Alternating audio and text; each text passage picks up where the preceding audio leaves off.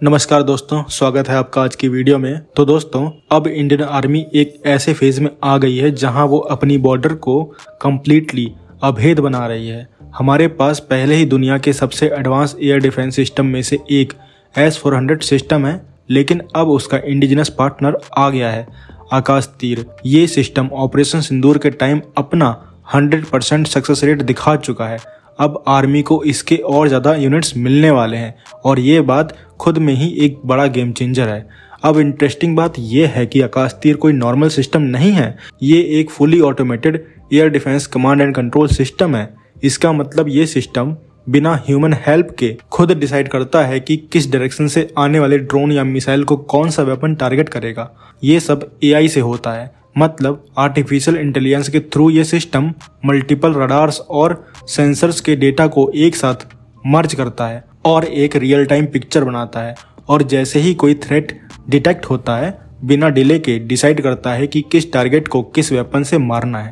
Operation सिंदूर में इसने Pakistani kamikaze drones तक को धूल चटा दी थी और आर्मी के लोगों ने इसको इनविजिबल शील्ड बोला था, और सच में ये सिस्टम वही काम करता है। इंडिया अब उन थोड़े से देशों में शामिल हो गया है जिनके पास अपना खुद का integrated automated air defence system है, और सबसे खास बात, ये सिस्टम BEL ने पूरी तरह इंडिया में ही बनाया है। ये ट्रक माउंटेड है, मतलब इसे कहीं भी पहाड़ी या एक्टिव वॉर जोन में डिप्लॉय करना आसान है। आजकल के मॉडर्न वॉरफेयर में ड्रोन स्वार्म्स का खतरा सबसे बड़ा है और आकाश तीर उन्हीं से निपटने के लिए डिजाइन हुआ है। अब बात करते हैं एक ऐसे प्रोजेक्ट की जो बैटलफील्ड का सिनारियो ही बदल देगा। Air launched Pinaka 4 Indian air force और DRDO मिलके एक ऐसा वर्जन बना रहे हैं जो 300 किलोमीटर तक मार कर सकता है, और सबसे जबरदस्त बात, इसे फाइटर जेट से भी लॉन्च किया जा सकेगा। मतलब सोचो, अब इंडियन एयरफोर्स के SU-30 MKI जैसे फाइटर जेट्स के विंग्स से पिनाका 4 चलेगा, मतलब अफोर्डेबल भी, पावरफुल भी। ये पिनाका सिस्टम का सबसे एडवांस वर्जन है। आपको याद होगा, कारगिल वॉर में पिनाका ने अपनी पावर दिखा दी थी, लेकिन अब पिनाका 4 की रेंज और प्रिसीजन दोनों ही नेक्स्ट लेवल पर है। इसमें गाइडेंस सिस्टम ऐसा है जो फ्लाइट के बीच में अपना ट्रैजेक्टरी चेंज कर सकता है, मतलब एनिमी के एयर डिफेंस सिस्टम के लिए इसे पकड़ना ऑलमोस्ट इम्पॉसिबल होगा। एयर लॉन्च्ड होने का एक और एडवांटेज है, फाइटर जेट्स पे माउंट होने के बाद पिनाका 4 की रेंज और बढ़ जाएगी, क्योंकि एयरक्राफ्ट खुद ऑलरेडी एनिमी के टेरिटरी के करीब होगा और फिर एक क्विक स्ट्राइक करके सेफ एरिया में वापस आ सकता है। इससे एयरफोर्स को एक low cost high impact option मिलेगा, जहां हर मिशन के लिए ब्रह्मोस जैसे कॉस्टली मिसाइल का यूज करना जरूरी नहीं रहेगा। ये project make in India vision को भी बूस्ट करता है, क्योंकि ये पूरी तरह से DRDO और इंडिया की मैन्युफैक्चरिंग कैपेसिटी पर बेस्ड है। इससे इंडिया के पास एक ऐसा डुअल सर्विस वेपन सिस्टम होगा जो आर्मी और एयरफोर्स दोनों के लिए काम करेगा।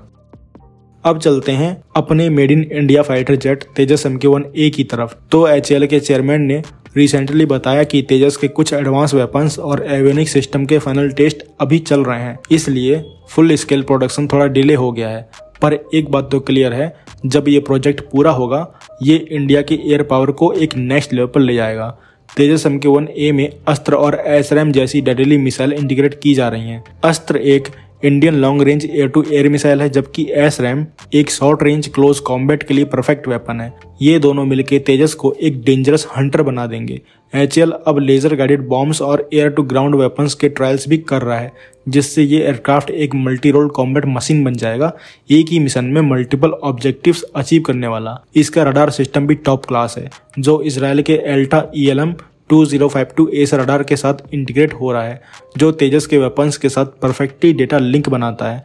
इंडियन एयरफोर्स ने ऑलरेडी 83 तेजस MK-1A का ऑर्डर दे दिया है, और HAL की प्लानिंग है पहले 16 जेट्स पर ईयर बनाने की, फिर ग्रेजुअली 24 तक इंक्रीज करने की। और सबसे प्राउड मोमेंट ये है कि ये पहला इंडियन फाइटर जेट होगा जिसमें कंप्लीटली इंडियन अस्त्र मिसाइल फिट की जाएगी।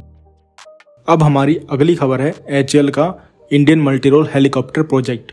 ये एक 13 टन क्लास का एडवांस हेलीकॉप्टर होगा जो Mi-17 जैसे पुराने फ्लीट को रिप्लेस करेगा। HAL ने बताया है कि इसका design freeze stage almost complete हो गया है, मतलब अब फाइनल प्रोटोटाइप बनाने के लिए सब तैयार है। इंडियन मल्टीरोल हेलीकॉप्टर को मल्टीरोल कैपेबिलिटी के साथ डिजाइन किया गया है। ये ट्रूप्स, वेपन्स और रिलीफ सप्लाईज ले जा सकता है, पर यही नहीं, ये कॉम्बैट, सर्च एंड रेस्क्यू और स्पेशल ऑपरेशंस में भी काम आएगा। और सबसे खास बात यह है कि इसका एरोडायनेमिक डिजाइन और एवियोनिक्स ऐसे बनाए गए हैं कि ये हाई अल्टीट्यूड में भी आसानी से ऑपरेट कर सकेगा। HAL को पूरा भरोसा है कि CCS से 2026 तक अप्रूवल मिल जाएगी। उसके बाद फंडिंग्स अनलॉक हो जाएंगी और प्रोटोटाइप डेवलपमेंट फुल स्पीड से स्टार्ट होगा। अगर सब कुछ प्लान के हिसाब से चला तो अगले कुछ सालों में इंडियन मल्टीरोल हेलीकॉप्टर का पहला प्रोटोटाइप हवा में उड़ेगा और ये इंडिया को उन देशों की लिस्ट में खड़ा कर देगा जो अपने हैवी क्लास मिलिट्री हेलीकॉप्टर्स खुद बनाते हैं। अब चलते हैं आखिरी खबर पे। तो आजकल मॉडर्न वॉर का सीन बदल गया है। अब ज्यादातर फाइट रडार्स, सेंसर्स और नेटवर्क के बीच चलती नजर आती हैं। इसीलिए इलेक्ट्रॉनिक वॉरफेयर की इंपॉर्टेंस किसी भी कन्वेंशनल वेपन्स से कम नहीं रह गई है। इसी सोच के साथ इंडियन एयरफोर्स ने एक बड़ी स्ट्रेटेजिक प्लानिंग को दोबारा से रोल आउट कर दिया है। कुछ फाइटर जेट्स को कन्वर्ट करके उन्हें डेडिकेटेड इलेक्ट्रॉनिक वॉरफेयर एयरक्राफ्ट बनाया जाएगा। मतलब वो जेट जैम करेंगे, कंफ्यूज करेंगे और एनिमी के रडार्स और मिसाइल गाइडेंस सिस्टम को लिटरली बेहोश कर देंगे, ताकि हमारे मेन स्ट्राइक फाइटर्स बिना किसी दिक्कत के अपना काम कर सकें। सोचो, राफेल या दूसरे main strike jets safe corridor में जा रहे हैं क्योंकि उनके साथ 1 या 2 इलेक्ट्रॉनिक वॉरफेयर जेट्स पहले ही एनिमी एयर डिफेंस को न्यूट्रलाइज कर चुके हैं।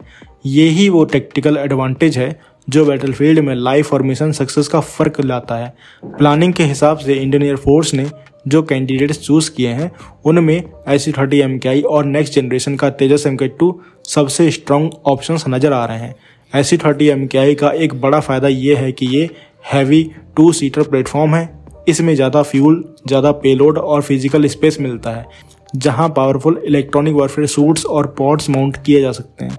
2 पायलट्स होने का मतलब एक पायलट फ्लाइट पे फोकस करेगा और दूसरा डेडिकेटेड इलेक्ट्रॉनिक वॉरफेयर ऑपरेशन को हैंडल करेगा। वहीं तेजस MK2 छोटा सही पर मॉडर्न डिजाइन और स्वदेशी बेस की वजह से एक फ्लेक्सिबल और अपग्रेडेबल प्लेटफॉर्म बन सकता है। अगर हम स्वदेशी इलेक्ट्रॉनिक वॉरफेयर टेक लगा पाएंगे तो डिपेंडेंसी कम होगी और सस्टेनमेंट भी ईजियर हो जाएगा। और सबसे इम्पॉर्टेंट बात, इलेक्ट्रॉनिक वॉरफेयर जेट एनिमी के रडार्स को सिर्फ टेम्पररी जैम नहीं करते बल्कि उनके नेटवर्क, सेंसर्स और मिसाइल गाइडेंस को इतना कंफ्यूज कर देते हैं कि एनिमी के लिए हमारे स्ट्राइक पैकेज को आइडेंटिफाई करना और इंटरसेप्ट करना भी मुश्किल हो जाता है। इसका सीधा मतलब ये हुआ कि इंडियन एयरफोर्स ज़्यादा डीपली पेनिट्रेशन मिशन कर सकती है। कमांड सेंटर्स, एयरबेसेस और लॉजिस्टिक्स हब को टारगेटेड तरीके से निशाना बना सकती है। तो आप क्या कहेंगे इस खबर के बारे में? कमेंट सेक्शन में जरूर बताइए और मिलते हैं नेक्स्ट वीडियो में। Thanks for watching. जय हिंद, जय भारत।